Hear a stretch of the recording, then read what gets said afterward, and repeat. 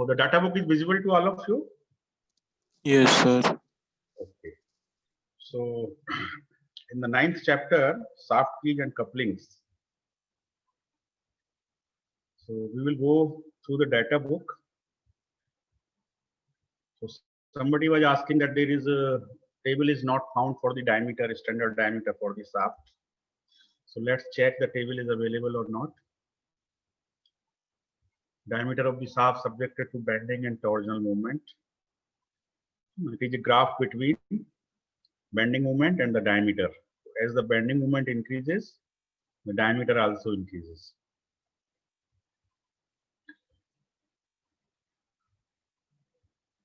Dimensions of the round steel bars for the structural and general engineering purposes, hot rolled.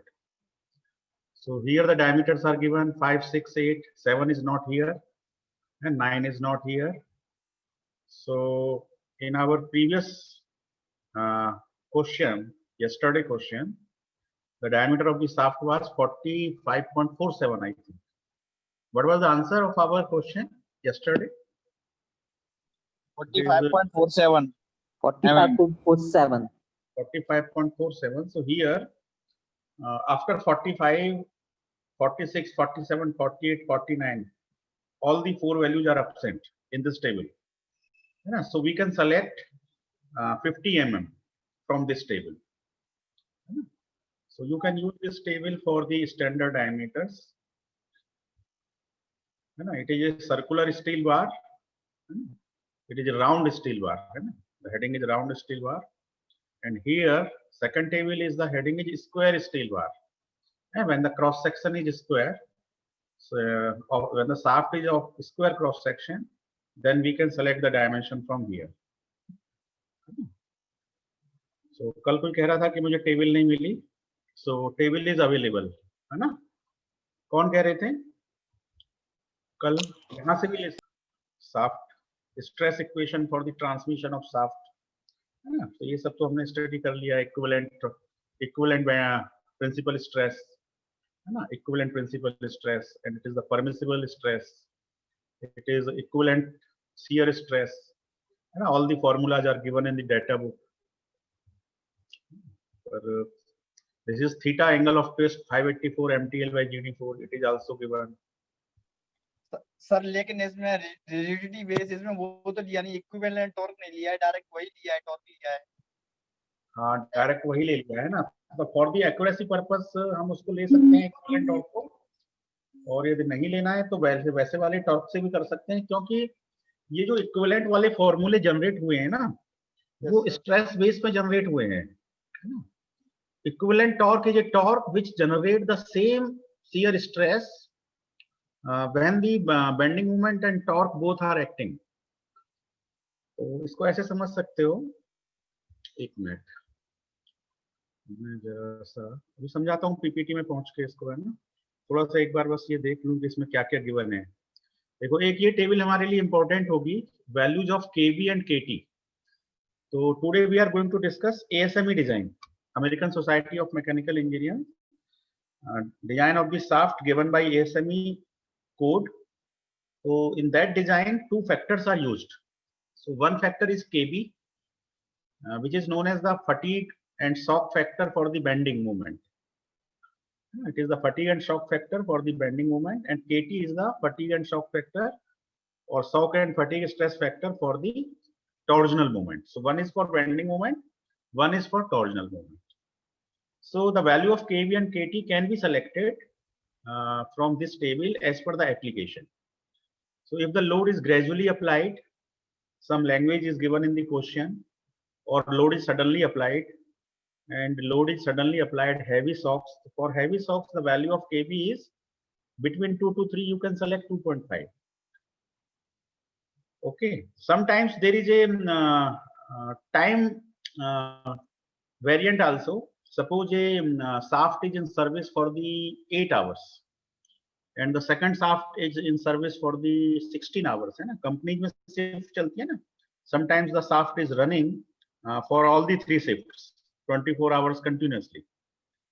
So in that case, you can select heavy shocks because it is under fluctuating stresses for all the three shifts.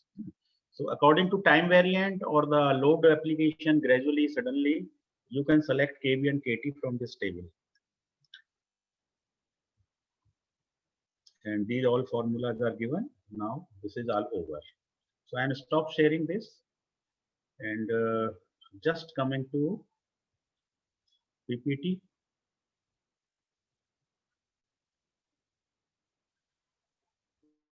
PPT में सबसे पहले हम बात कर लेते हैं, पहले से फुल मोड कर लेते हैं. Yes, PPT visible in full mode. Yes, sir.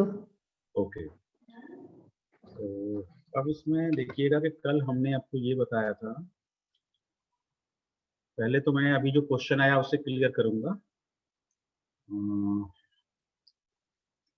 जैसे कि रिजिडिटी के केस में theta is given by 584 MTL divided by GD4. तो ये वाला जो टॉर्क है, ये टॉर्क कल हमने क्वेश्चन में पहले तो ले लिया था, जो भी टॉर्क आ रहा था पुली पर, है ना, P1 minus P2 multiplied by arc, है ना, दैट वाज द टॉर्क. फिर एक टॉर्क हमें मिला था MT इक्विवेलेंट, है ना, उसकी वैल्यू कुछ डिफरेंट थी, MT इक्विवेलेंट. तो some authors used in case of rigidity they use only this MT.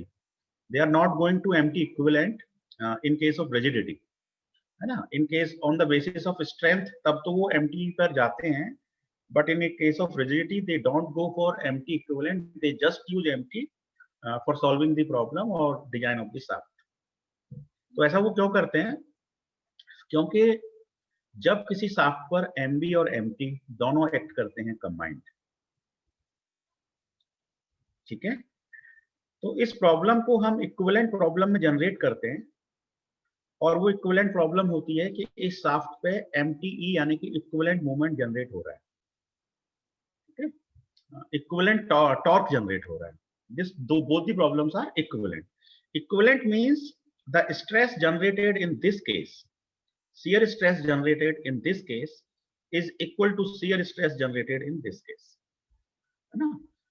Because shear stress generated is equal, that's why it is known as equivalent torque, है ना. Here due to MB there is a bending stress, due to MT there is a shear stress, there is a shear stress, there is a bending stress. Combined, when we apply the shear stress theory, it converted to tau equivalent. So this tau equivalent we can directly found from this torque. Okay, so equivalent torque is used only in the case of strength basis, because formulas are developed in that way by considering the equivalent shear stress. But in case of rigidity, formula is just 584 MTLG. It is not developed according to equivalent stress criteria. So you can use MT in place of MT equivalent. मेरे ख्याल से अब clear हो गया होगा आपको. कोई भी MT से कर देंगे, आपको एग्जाम में मार्क्स पूरे मिल जाएंगे. You can use MT or you can use MT equivalent. MT equivalent करेंगे then it is more accurate, है ना, it is more accurate. तो इससे दोनों से करने में डायमीटर में तो बहुत फर्क आएगा, MT से MTE करने से. हाँ, डायमीटर में इक्विवेलेंट आएगा. तो if there are budget limitations, है ना, देखो अब डिपेंड करता है कि आपकी रिक्वायरमेंट क्या है. मान लीजिए इससे डायमीटर ज्यादा आएगा MT इक्विवेलेंट से करने से, sometimes diameter will be more. Diameter will be more means cost is more. If your budget allows then go for this. आपका बजट अलाउ करता है, जो भी आपसे डिजाइन करा रहा है, देन गो फॉर दिस. और मान लीजिए बजट अलाउ नहीं करता है, then you go for this. अब दूसरा, यदि आप सेफ्टी को कंप्रोमाइज कर सकते हैं, then go for this. If you can't compromise the safety, then go for this. You have to take the decision. There is a optimization problem between the cost and the safety, so you can take decision according to that. I think it is clear. तो sir फिर equivalent use करें sir? नहीं, if safety is the parameter, then use equivalent. अच्छा sir. Budget is not a criteria. मतलब budget की कोई दिक्कत नहीं है, सेफ्टी होनी चाहिए. Then use equivalent torque. और वाइस वर्सा केस में दूसरा यूज कर सकते हैं. Okay sir. तो अब मैं आ रहा हूँ सीधा अपनी प्रॉब्लम पर. ये प्रॉब्लम कल हमने डिटेल में डिस्कस की है. है ना, हमने हॉरिजॉन्टल प्लेन में डायग्राम बनाया, we made the diagram in the vertical plane also, है ना, we have done in detail, rigidity basis also we have discussed. So now we are coming to ASME design. We are coming to ASME design. Before going to ASME design, let's just discuss this problem. So in this problem, this is the diagram. What is the difference in the yesterday problem and this problem? बताइए क्या difference है दोनों में? Horizontal force नहीं है. हाँ, देखो एक तो difference ये है कि कल के प्रॉब्लम में बियरिंग्स जो हैं वो किनारे पर थी, है ना, मतलब लेफ्ट एंड पे बियरिंग थी और राइट एंड पे बियरिंग थी. लेकिन इस प्रॉब्लम में बियरिंग बीच में है, लेफ्ट एंड पे स्मॉल पुली है और बिग एंड पे बिग पुली है, राइट एंड पर बिग पुली है. तो एक तो अरेंजमेंट डिफरेंट है ना, बाकी चीजें सेम है. बियरिंग भी कल 2 थी, आज भी बियरिंग 2 है, कल भी 2 पुली थी, आज भी 2 पुली है. So there is a difference in the location of the bearings and the pulleys. तो इस बात से कोई फर्क नहीं पड़ता, प्रोसीजर सेम रहेगा, है ना, कोई फर्क नहीं पड़ता. दूसरा, आप देख सकते हैं कि बड़ी वाली पुली पर वर्टिकल टेंशन है ना, छोटी वाली पुली पर भी वर्टिकल टेंशन है. कल वाले केस में क्या था, एक पुली पर वर्टिकल टेंशन थे तो एक पुली पर हॉरिजॉन्टल टेंशन थे. ठीक है, तो अब इस केस में आप ये देख रहे हैं कि हॉरिजॉन्टल फोर्स कोई है ही नहीं, सारे के सारे फोर्स क्या है, वर्टिकल फोर्स. बिग पुली पर भी वर्टिकल है ना, बिग पुली का मतलब P1 P2 और small pulley means P3 P4. So now all the forces are vertical. तो आप इस केस में केवल वर्टिकल प्लेन डायग्राम की जरूरत है, हॉरिजॉन्टल प्लेन डायग्राम की इस केस में जरूरत ही नहीं है, बिकॉज कोई हॉरिजॉन्टल फोर्स यहाँ एक्ट ही नहीं कर रहा है. ठीक है, तो क्वेश्चन को देख के आप अंदाजा लगा सकते हैं कि इसमें हमें हॉरिजॉन्टल प्लेन डायग्राम बनाना पड़ेगा या नहीं पड़ेगा.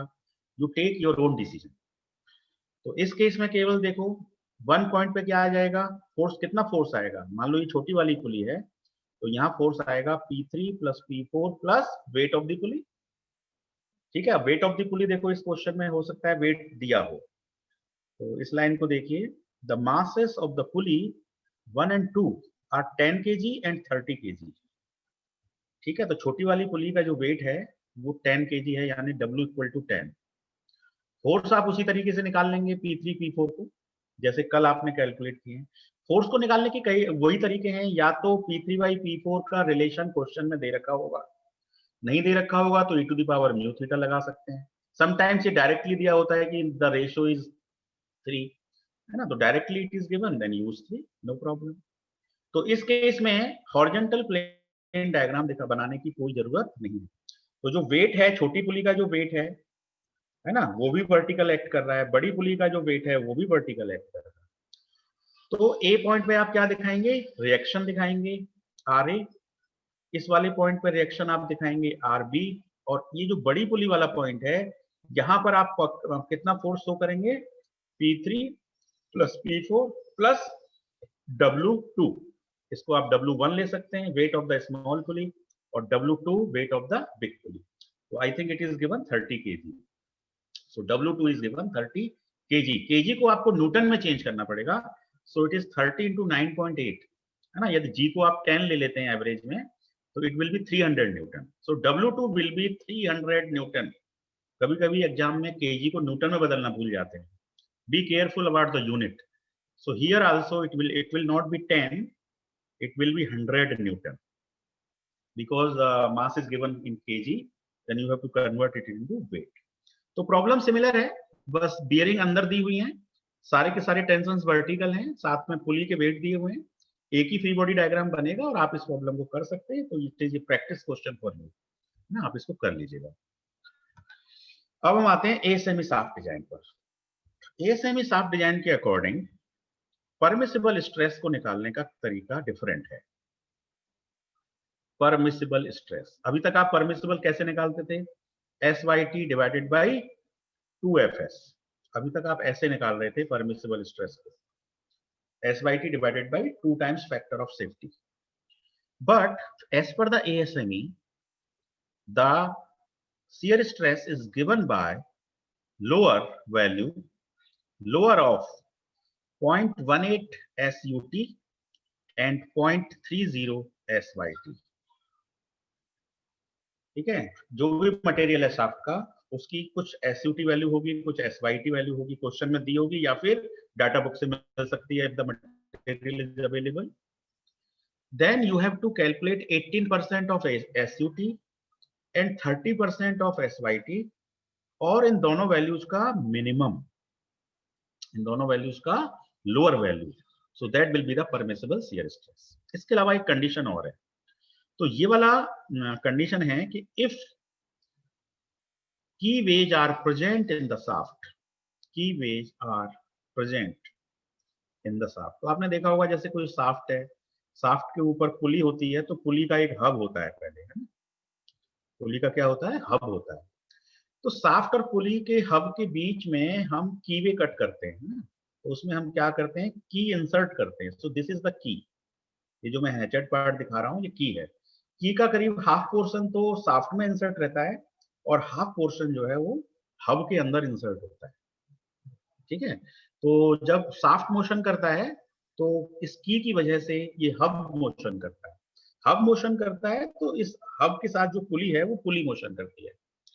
तो शाफ्ट में क्योंकि रोटेटिंग एलिमेंट्स आर शाफ्ट के ऊपर होते ही होते हैं, है ना, गियर हो, पुलीज हो, स्प्रोकेट हो, तो when the rotating elements are there it means keys are also there, key तो होना ही है ना। तो generally keyways are present on the shaft.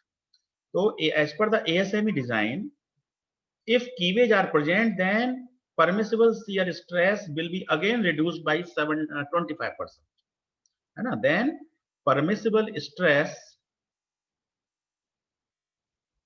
will be again reduced by 25%, 25% और कम कर देना। तो जो भी वैल्यू आपकी आई थी उस वैल्यू को 0.75 से मल्टीप्लाई कर दीजिए, तब आपका नेट परमिसिबल स्ट्रेस निकलेगा। ठीक है, यदि क्वेश्चन में लैंग्वेज हो कीवेज आर नॉट प्रेजेंट, तब आपके लिए यही परमिसिबल स्ट्रेस है फाइनल, विदाउट रिड्यूसिंग, आपको रिड्यूस नहीं करना है। इफ कीवेज आर प्रेजेंट, ये क्वेश्चन में लैंग्वेज लिखी हुई है, keyways are present, then you have to further reduce by 25%, means you have to multiply it by a factor of 0.7। So one, ये तो मतलब ये थोड़ा सा नया है कि हमें परमिसिबल स्ट्रेस इस तरीके से निकालना होगा ASME डिजाइन में। एक दूसरा डिफरेंस ये है कि जो भी बेंडिंग मोमेंट शाफ्ट के ऊपर आएगा, जैसे कि कल वाली प्रॉब्लम में हमने बेंडिंग मोमेंट निकाला था, जो भी आया था, है ना, जो भी आया था, KT हमने निकाला था, जो भी आया था, है ना, वो हम निकाल चुके। Final bending moment, final torque, ठीक है। तब हमें क्या करना है, MB, it is not KB, it is MB and it is MT, it is the bending moment, it is the torque. So MB has to be multiplied by KB and MT has to be multiplied by KT. Please note KB and KT are less than equal to 1. अभी जो मैंने आपको table दिखाई थी KB और KT की, उसमें KB और KT की वैल्यू 1 से कम नहीं है कहीं पर, they are always greater than equal to 1, या तो 1 होगी या 1 से ज्यादा होगी। तो कहने का मतलब ASME design is more safe. जो भी बेंडिंग मूवमेंट आ रहा है उसको हम एक फैक्टर से मल्टीप्लाई कर रहे हैं and that factor is greater than 1। इसका मतलब हम एक्चुअल बेंडिंग मूवमेंट की जगह पर ज्यादा बेंडिंग मूवमेंट से डिजाइन कर रहे हैं। We are designing the shaft as per the more bending movement as calculated by the formulas. Formula से या कंसेप्ट से जो भी कैलकुलेशन निकल के आ रही है उसको हम फर्दर इनहांस कर रहे हैं, है ना। तो हम ज्यादा बेंडिंग मूवमेंट के लिए डिजाइन कर रहे हैं, ज्यादा टॉर्क के लिए डिजाइन कर रहे हैं, है ना। इसका मतलब हमारा शाफ्ट मोर सेफ है। तो जब शाफ्ट अंडर 24 आवर सर्विस में है तब ASME डिजाइन, इंडस्ट्रियल डिजाइन में शाफ्ट को जनरली ASME डिजाइन के अकॉर्डिंग डिजाइन करते हैं, because safety is very much parameter there. So MB will be multiplied by KB and MT will be multiplied by KT। ठीक है, तो जब हम MB को मल्टीप्लाई कर देंगे KB से, तो अब हमारा फाइनल बेंडिंग मोमेंट हो गया KBMB और फाइनल टॉर्क हो गया KTMT। ठीक है, अब हमारा ASME के हिसाब से final bending moment KBMB, final bending torque KTMT। अब यदि मुझे इक्विवेलेंट टॉर्क निकालना है है ना, इक्विवेलेंट टॉर्क। तो इक्विवेलेंट टॉर्क क्या होता है, bending moment square KBMB square plus KTMT square. Then this will be the equivalent torque. When this is the equivalent torque, then simple I can use permissible stress is 16 times MTE divided by pi dq, and from here I can find the diameter d. ठीक है, so this completes ASME design. तो ASME design को मैं summarize करता हूँ. दो चीजें different हैं, बाकी सारा procedure same है. First thing, the procedure for calculating the permissible stress. This is different. यहाँ कोई factor of safety नहीं मिलेगा आपको क्वेश्चन में, है ना, कहीं वहां फैक्टर ऑफ सेफ्टी मिलता है, यहाँ ASME डिजाइन में there is no factor of safety. सीधे सीधे आप क्या कर रहे हैं, 18% ऑफ SUT, 30% ऑफ SYT, उन दोनों की लोअर वैल्यू ले रहे हैं। यदि कीवे प्रेजेंट नहीं है तो, यदि कीवे प्रेजेंट है तो उसे फर्दर 25% से रिड्यूस करेंगे, then that will be the final permissible stress. One thing. Second thing, MB has to be multiplied by the factor KB, MT has to be multiplied by factor KT, and rest procedure is similar. तो अब इस पर हम एक example करेंगे, question करेंगे, ठीक है। तो ये पूरी डिजाइन, कुछ फर्क नहीं है, केवल दो फर्क हैं। क्लियर है दोनों फर्क आपको? अब एग्जांपल पे चल सकते हैं हम। तो देखिए, अब इस एग्जांपल को पढ़िए। तो a lines of supporting two pulleys A and B as shown in figure। तो फिगर देख लेते हैं पहले। देखिए, अब इस फिगर में बताओ, समझ में आ रहा होगा सारा कुछ। बड़ी पुली पर कैसे टेंशन है बताओ, वर्टिकल या हॉरिजॉन्टल? बड़ी, अब यहाँ पे बड़ी पुली पे हॉरिजॉन्टल है, ठीक है, बड़ी पुली पर हॉरिजॉन्टल है। P3 and P4, P3 and P4 are the tensions on the big pulley. So P3 and P4. Similarly, P1 and P2 are the vertical tensions on the small pulley. तो इसमें vertical forces भी हैं, horizontal forces भी हैं। तो अब यहाँ पर दो FBD बनेंगे, एक वर्टिकल प्लेन का और एक हॉरिजॉन्टल। दोनों बनेंगे यहाँ पर। अब देखो, यहाँ पे बियरिंग एक किनारे पर है, एक बीच में है ना। पुली का नाम A है और B है, तो हम बियरिंग का नाम C और D दे सकते हैं अपनी तरफ से। अब यदि हम जब इसका वर्टिकल प्लेन का यदि FBD बनाएंगे तो कैसे बनेगा? C पॉइंट पे RC आएगा, D पॉइंट पे RD आएगा, बियरिंग वाले पॉइंट्स पे रिएक्शन आएंगी। A पॉइंट पे कितना फोर्स दिखाओगे जरा बताओ? A है स्मॉल पुली, और स्मॉल पुली पे कौन कौन से फोर्स हैं? P1 और P2। तो यहाँ पे क्या दिखाया जाएगा? P1 प्लस P2, और यदि वेट होगा पुली का तो वेट भी दिखाया जाएगा। तो क्वेश्चन पढ़ लेते हैं कि वेट है कि नहीं। तो power is supplied to the shaft by means of a vertical belt on the pulley A, ठीक है, पुली A पे वर्टिकल बेल्ट है, and which is then transmitted to pulley B carrying a horizontal belt, ठीक है। The ratio of the belt tension on the tight and loose sides is 3:1। अब यहाँ पर आपके जो टेंशन का रेशियो है वो 3:1 दिया हुआ है ना। तो अब यहाँ पे e⁻μθ आपको लगाने की जरूरत नहीं है, because P1/P2 is given 3 and P3/P4 is also given 3। दोनों का केस में आपको P1/P2, P3/P4 इज गिवन 3। आगे पढ़िए question. The limiting value of the tensions in the belt is 2.7 kilonewton. Limiting value means it is the maximum tension, क्योंकि इससे ज्यादा tension होने पे आपकी बेल्ट क्या हो जाएगी? फेल हो जाएगी, है ना, बेल्ट ब्रेक हो जाएगी, टूट जाएगी, उसमें क्रैक्स आ जाएंगे। So this is the maximum limit for the tension. तो आप इसको कंसीडर कर सकते हैं P1 एक पुली के केस में, दूसरी पुली के केस में आप कंसीडर कर सकते हैं P3, P1 एंड P3। अब दोनों में टेंशन तो अलग अलग होंगे, तो ये लिमिट है, इन दोनों में जो भी बड़ा होगा उसकी वैल्यू 2.7 से ज्यादा नहीं होनी चाहिए। मतलब चारों टेंशन में हमारे पास कितने टेंशन है? P1 है, P2 है, P3 है, P4 है, 4 टेंशन है। P1 और P2 में कौन बड़ा है? P1 बड़ा है नेचुरली। P3 और P4 में कौन बड़ा है? P3 बड़ा है। हमने मान लिया है कि P3 बड़ा है, ठीक है। कोई एक को तो बड़ा मानोगे तो दूसरा अपने आप छोटा होगा। तो यहाँ P1 बड़ा है, यहाँ P3 बड़ा है। अब P1 और P3 में कौन बड़ा है? उसके लिए लिमिटिंग वैल्यू कितनी है? 2.7 किलो न्यूटन। मतलब सबसे बड़ा जो टेंशन है चारों में वो 2.7 से ज्यादा नहीं होना चाहिए, ठीक है। तो कल वाली प्रॉब्लम में भी आपने देखा होगा, छोटी पुली पे टेंशन की वैल्यू ज्यादा आई थी या बड़ी पुली पे टेंशन की वैल्यू ज्यादा आई थी? कल वाली प्रॉब्लम में बताओ, जो आपने टेंशंस निकाले थे, फोर्स निकाले थे P1 P2 P3 P4, तो छोटी पुली के टेंशन ज्यादा आए थे या बड़ी पुली के टेंशन ज्यादा आए थे? हमेशा छोटी पुली के टेंशन ज्यादा छोटी है। है ना, हमेशा ये कॉमन कंसेप्ट है कि हमेशा छोटी पुली के जो टेंशन है वो ज्यादा आएंगे। यदि एक ही शाफ्ट पे दो पुली हैं तो स्मॉल पुली पर जो बेल्ट होगी उसके टेंशन ज्यादा होंगे, क्योंकि टॉर्क तो सिमिलर होता है तो टेंशन ज्यादा होगा। तो अब इसमें छोटी पुली कौन सी है? P1 और P2 वाली। तो इसका मतलब P1 P2 में जो P1 है वो सबसे बड़ा टेंशन है। So P1 is greater than P2, P2 is greater than P3 and P3 is greater than P4. In this way हम कह सकते हैं P2 P3 में फिर भी हम इतना नहीं गौर करेंगे, सबसे बड़ा P1 है, सबसे छोटा P4 है, ये तो हमें पक्का पता है। मेरे ख्याल से इतना क्लियर हो गया। तो P1 की वैल्यू क्वेश्चन में आपको दे रखी है और वो वैल्यू दे रखी है कितनी? 2700 किलो न्यूटन, 2.7 किलो न्यूटन, यानी कि 2700 न्यूटन। तो ये हमें यहाँ पता लग गया, ये P1 की वैल्यू है।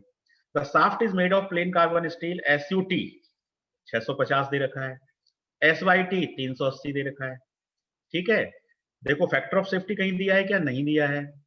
The pulleys are keyed to the shaft. This line is important.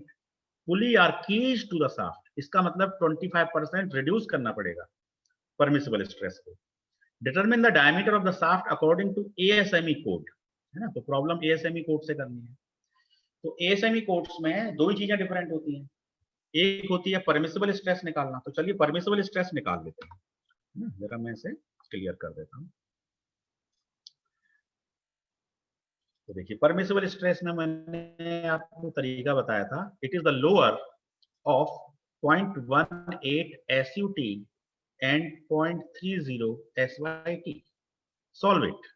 It is the lower 0.18 into SUT कितना दे रखा है? 650, so it is 650 and 0.30 into 380. Multiply करके बताइए कितना आ रहा है? It is the lower of two values. First value is I think 114. Yes sir. 0.18 into 650 कितना आ रहा है? 114. 114. हाँ, और सेकंड वैल्यू 117. सेकंड वैल्यू कितनी आ रही है? 117. 117। तो 114 और 117 में कौन कम है? Which is lower? 114. 114 is lower. हाँ, तो अभी हमने 114 ले लिया। तो यदि शाफ्ट में कीवे नहीं होगा तब तो 114 फाइनल है परमिसिबल स्ट्रेस। लेकिन यदि शाफ्ट में कीवे होगा तो हमारे क्वेश्चन में देखो कीवे है, क्लियर लिखा हुआ है, the pulleys are keyed to the shaft. This word is important. तो keyed to the shaft means आपको इसे फर्दर रिड्यूस करना है 25%। तो या तो ऐसे कर सकते हो 114 माइनस 25% ऑफ 114, ऐसे कर सकते हो, या डायरेक्ट आप निकाल सकते हो 0.75 मल्टीप्लाइड बाई 114। या तो 75% निकाल लो या 25% निकाल के माइनस कर दो, जैसे भी आपको करना है। तो कितनी वैल्यू आ गई? 85.5. Yes, so this is the permissible stress. तो इस तरह से हम परमिसिबल स्ट्रेस निकालते हैं एएसएमई डिजाइन में। समझ में आ गया? यहाँ कोई फैक्टर ऑफ सेफ्टी का यूज नहीं करते हैं। This is the procedure. अब बाकी सब तरीके सेम है, एक जो डिफरेंस है वो ये है कि एमबी निकाल लो, एमटी निकाल लो। एमबी को केबी से मल्टीप्लाई कर देंगे, केबी कितना दे रखा है? 1.5। एमटी को केटी से मल्टीप्लाई कर देंगे, केटी कितना दे रखा है? 1 ही दे रखा है। बस बाकी का प्रोसीजर सिमिलर है। परमिसिबल वैल्यू ये हो गई। तो अब ये बताओ कि इस क्वेश्चन में बाकी चीजें आप कर सकते हैं, केबी मतलब बेंडिंग मोमेंट वगैरह निकाल लोगे? सर इधर बेंडिंग मोमेंट सी और बी पे 0 होगा ना इस बार?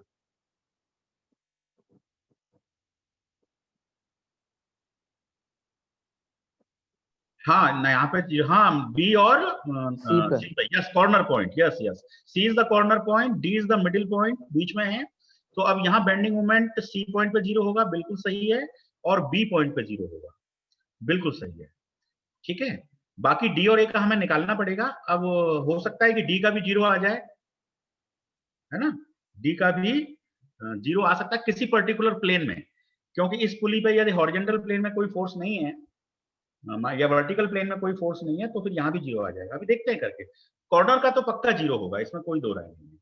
तो P1 इज 3, P1 P2 तो निकल गया। अब P3 P4 कैसे निकालोगे बताओ? देखो P1 minus P2 into radius कितनी दे रखी है? छोटी वाली पुली की रेडियस कितनी है बताओ? छोटी वाली पुली का डायमीटर 250 है, 250 का हाफ करो 125। ये हो गया torque on the small pulley. Then equal to torque on the big pulley P3 minus P4 into radius. Radius कितनी है? 450 का आधा 225। ठीक है।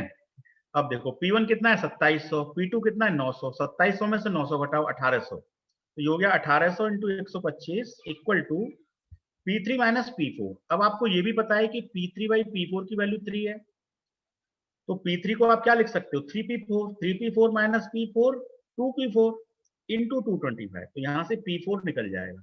सॉल्व करके बता दीजिए कितना आ रहा है P4, प्लीज सॉल्व।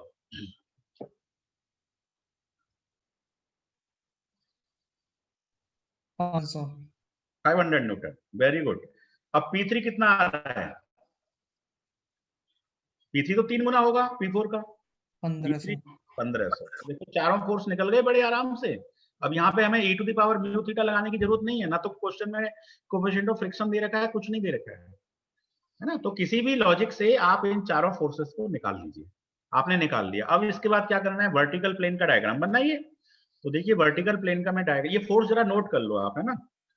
2700, 900, 1500, 500, इनको स्क्रीनशॉट ले लीजिए। अभी मैं क्लियर करके इसका वर्टिकल प्लेन का डायग्राम बनाता हूँ। तो देखिए VP, है ना, I am going for vertical plane diagram. I will just draw a line. This point is a small pulley. Small pulley पर कितने टेंशन है? P1। P1 मतलब 2700, P2 मतलब 900। टोटल फोर्स कितना हो गया? 2700 और 900 3600। और 3600 में यदि वेट होगा तो वेट भी जोड़ना है। मेरे ख्याल से वेट नहीं दे रखा है क्वेश्चन में, है ना। क्वेश्चन की पूरी लैंग्वेज देखो, वेट इज नॉट गिवन। तो बस टेंशन ही टेंशन है, देयर इज नो वेट। तो इसका मतलब ए पॉइंट पे फोर्स आप कितना दिखा देंगे? छोटी वाली पुली पर 3600। अब बताओ बड़ी पुली पे कितना फोर्स दिखाओगे? बताओ। P3 की वैल्यू कितनी है? 1500 और P4 की वैल्यू कितनी है? 500। तो बताओ कितना फोर्स दिखाओगे? इस बियरिंग पे तो रिएक्शन दिखाओगे। इस बियरिंग का नाम दे देते हैं D, इस बियरिंग का नाम दे देते हैं C। So this is point C, here the reaction is RC। This is the point D, so this reaction is RD। अब आपको ये बताना है कि इस पॉइंट B पे कितना फोर्स आएगा। बताओ कोई भी।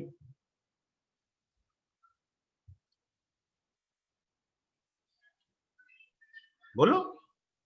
वैसे डब्ल्यू होगा, लेकिन इसमें डब्ल्यू नहीं दे रखा है तो जीरो लेंगे। जीरो लेंगे क्योंकि जिस पे जो टेंशन है वो तो हॉरिजॉन्टल है, तो हम तो वर्टिकल प्लेन पे काम कर रहे हैं। वर्टिकल प्लेन पे काम कर रहे हैं तो इस पॉइंट पे कोई फोर्स ही नहीं है, तो बस ये तो खाली पड़ा हुआ है। इट इज, यहाँ पे कोई फोर्स ही नहीं है। और जब यहाँ पे कोई फोर्स ही नहीं है तो इस डी पॉइंट पे मूवमेंट कितना आ जाएगा? बताओ। Force into distance. Force zero है, जीरो इंटू डिस्टेंस। डिस्टेंस कितनी है इसकी? 250। Zero into 250। तो बिना रिएक्शन निकाले भी डी पॉइंट का मूवमेंट निकाला जा सकता है यहाँ पे। ठीक है, यहां पर बिना रिएक्शन निकाले भी डी पॉइंट का मूवमेंट निकाला जा सकता है, क्योंकि राइट साइड में फोर्स जीरो है। तो 0 इंटू 250 जीरो। तो डी पॉइंट पे मूवमेंट भी जीरो, बी पॉइंट पे मूवमेंट भी जीरो, सी पॉइंट पे मूवमेंट भी zero.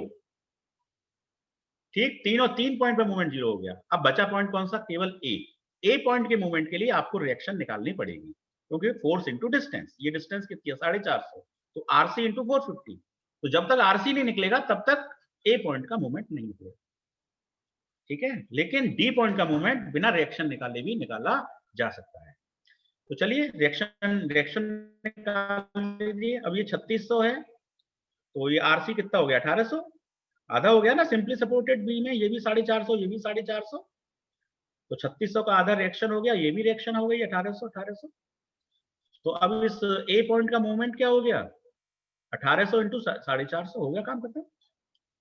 Vertical plane finished. 1800 into 450 कर दीजिए, कितना हुआ? बताओ वैल्यू। कैलकुलेटर साथ में रखो। 8,10,000 न्यूटन mm। ठीक है, वर्टिकल प्लेन फिनिश्ड।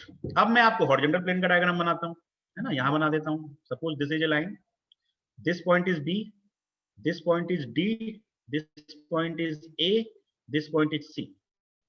सी तो बियरिंग है, तो यहाँ तो रिएक्शन आएगी आरसी। ये कौन से प्लेन में? हॉरिजॉन्टल प्लेन का डायग्राम बन रहा है। आप चाहें तो सफिक्स लगा सकते हैं आरसीएच, यहाँ लगा सकते हैं आरसीबी, है ना। तो ऐसी कोई बात नहीं है, बस हेडिंग डाल दीजिए और this is RC, this is RD. दो रिएक्शन हो गई। अब बताओ वर्टिकल ए पॉइंट पे कितना फोर्स आएगा, बोलिए। इस पे 0 आएगा। इस पे 0 हो जाएगा। और बी पॉइंट पे कितना फोर्स हो जाएगा? 2000। P3 और P4 मिला के 2000। वेरी गुड, ये 2000 हो गया। बस अब यहां से रिएक्शन निकाल सकते हो, आरसी और आरडी। ठीक है। यदि अब देखो यहाँ पे एक रिएक्शन आपकी नेगेटिव आएगी, है ना, क्योंकि बीच वाले फोर्स की डायरेक्शन अपवर्ड है, तो बाकी दोनों की डायरेक्शन डाउनवर्ड होनी चाहिए। तो ये डाउनवर्ड है तो ये भी डाउनवर्ड होना चाहिए। यदि आप अपवर्ड मान के निकालोगे कैलकुलेशन तो आपकी नेगेटिव आ जाएगी बस। तो नेगेटिव आने का मतलब समझ लीजिए कि जो डायरेक्शन आपने अज्यूम की है, डायरेक्शन उसका अपोजिट है। ठीक है। आप कोई भी डायरेक्शन लेके चल सकते हैं रिएक्शन की, लेकिन यहाँ पे नेगेटिव आएगी। चलिए तो यहाँ रिएक्शन निकालिए जरा आप। कैसे निकालोगे रिएक्शन बताओ? रिएक्शन निकालने के लिए क्या करेंगे? RC plus RD equal to 2000। एक इक्वेशन तो ये बनेगी, RC plus RD equal to 2000, है ना। Vertical summation of the sigma FX equal to 0। और अब सी पॉइंट पे मोमेंट ले लो, तो देखो ये 450 है डिस्टेंस, ये भी 450 है, ये 250 है। ठीक है। आरडी की डिस्टेंस कितनी हुई सी पॉइंट तक? हम सी पॉइंट पे मोमेंट ले रहे हैं, sigma moment at point C must be 0 for the equilibrium condition. तो आरडी फोर्स है, डिस्टेंस कितनी हो गई? 450 प्लस 450 यानी कि 900। तो आरडी मल्टीप्लाइड बाई 900, ये तो हो गया एंटी क्लॉकवाइज मूवमेंट, माइनस 2000 कैसा मूवमेंट है? इसका मूवमेंट बनेगा क्लॉकवाइज। सो 2000 की डिस्टेंस कितनी हो गई? 250 प्लस 450 प्लस 450। टोटल लेंथ कितनी होगी शाफ्ट की? 1100। तो ये हो जाएगा 2000 इंटू 1100 इक्वल टू 0। तो बताइए सॉल्व करके आरडी कितना आएगा? बताइए, सॉल्व कर दीजिए इसको। कैलकुलेटर तुषार हैं, तुषार, राहुल हैं। 1150 होनी चाहिए। हाँ, कितना आएगा? 1150 डिस्टेंस होनी चाहिए। जोड़, हाँ 1150 होगी। हाँ सही है, जोड़ने से 1150 आएगा। 450, 450, 900, 900 और 250, 1150। तो it will be 1150। So 2000 into 1150 by 900। Solve करिए।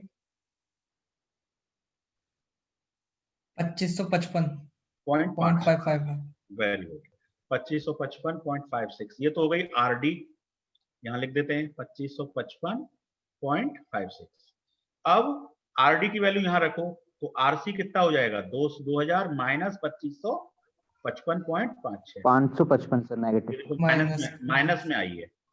माइनस में आने का मतलब हमने इसकी डायरेक्शन अपवर्ड अज्यूम की है, तो एक्चुअल में ये डायरेक्शन डाउनवर्ड है। तो आप इसे करेक्ट कर सकते हैं डायरेक्शन को। After getting the answer you can correct the direction, है ना। या तो आप पहले से ही अज्यूम कर लीजिए कि डाउनवर्ड है, और अदरवाइज आप अपवर्ड अज्यूम कर रहे हैं तो आंसर नेगेटिव आ रहा है। इट मींस आपकी डायरेक्शन अपोजिट है जो भी आपने अज्यूम किया।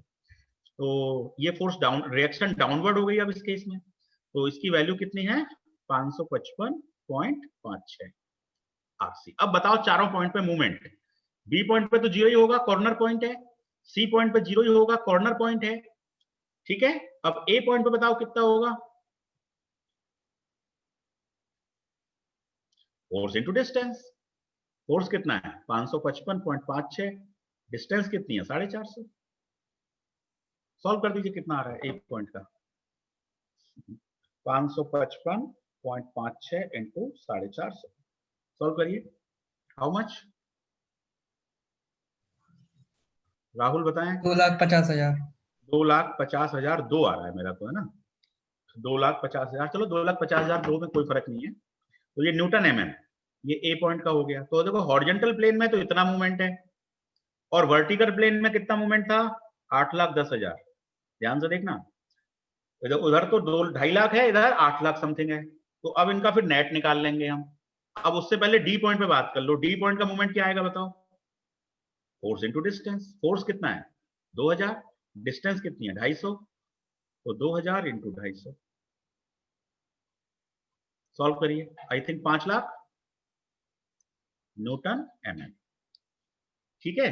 अब देखो डी पॉइंट की कहानी सुनो, यहां तो 5 लाख है हॉरिजॉन्टल प्लेन में, और वर्टिकल प्लेन में कितना है बताओ? 0। डी पॉइंट पे मूवमेंट 0 था वर्टिकल प्लेन में, तो इस पे 5 लाख और 0, और ए पॉइंट पे 8 लाख और 2.5 लाख। कौन सा पॉइंट हेवीली लोडेड है बताओ?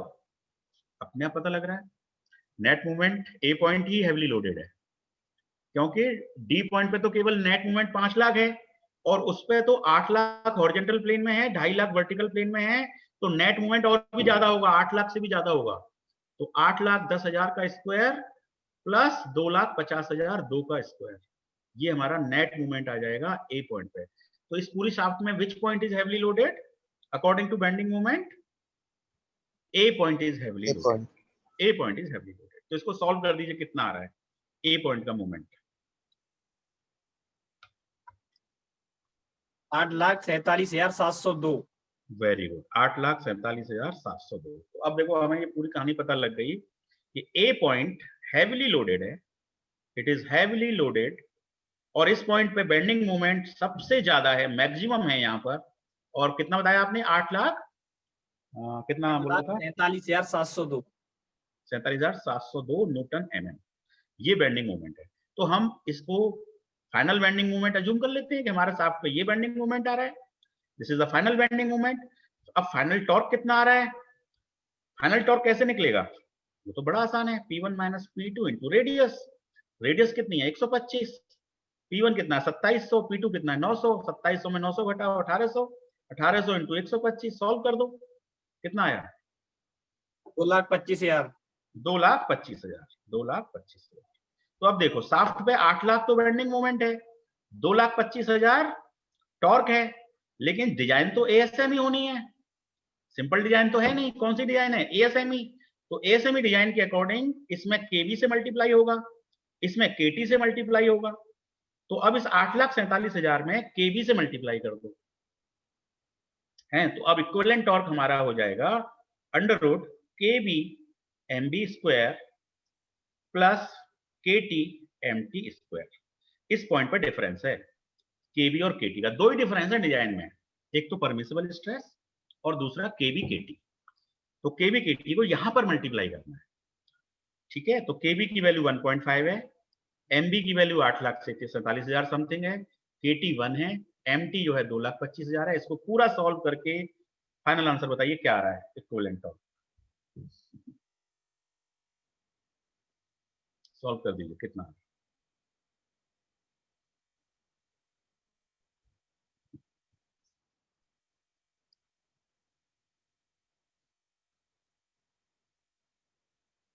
कर रहे हैं ना? मेरे पास तो निकला हुआ है 12 लाख समथिंग है, आप बताओ पहले 1,91,306। कितना? 12,91,306। बिल्कुल सही है ना? मेरे पास यही नोटेड है। तो ये हो गया 12,91,306 न्यूटन mm, ठीक है? पॉइंट में है, उसको कोई दिक्कत नहीं है। अब इक्विवेलेंट टॉर्क निकल गया तो फिर तो बड़ा आसान है, टॉ इक्वल टू क्या होता है? 16 mt बाई mte ले लेंगे पाई डी क्यू, बस। अब टॉ की वैल्यू डाल चुके हैं ना, ये देखो 85.5 हमने निकाला, ये रहा परमिसिबल वैल्यू। तो 85.5 equal to 16 into 12,91,306 divided by pi D cube. तो फिर डायमीटर बता दो कितना आ गया फाइनल शाफ्ट का, सॉल्व करके।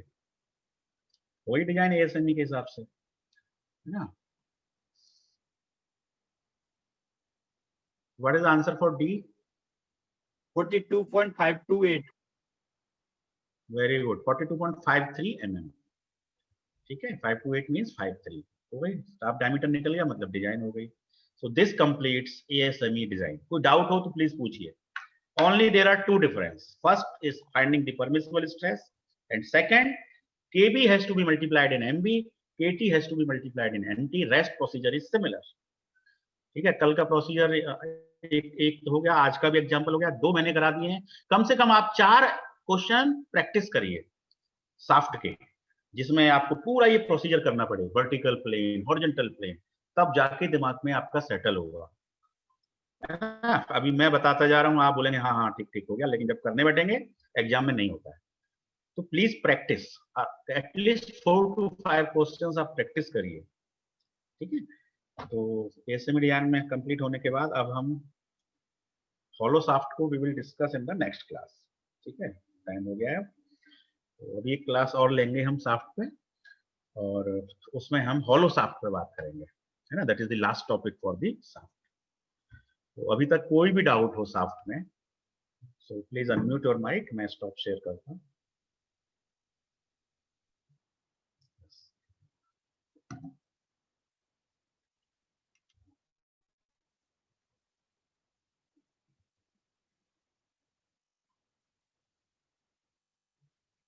सब ठीक, कोई डाउट नहीं है? Sandeep, everything is clear? Yes, sir. Rahul, okay, okay, thank you, thanks Thank you, for sir. Yes, sir. No, Thank you, no sir. problem. okay, okay, welcome. Yes, sir.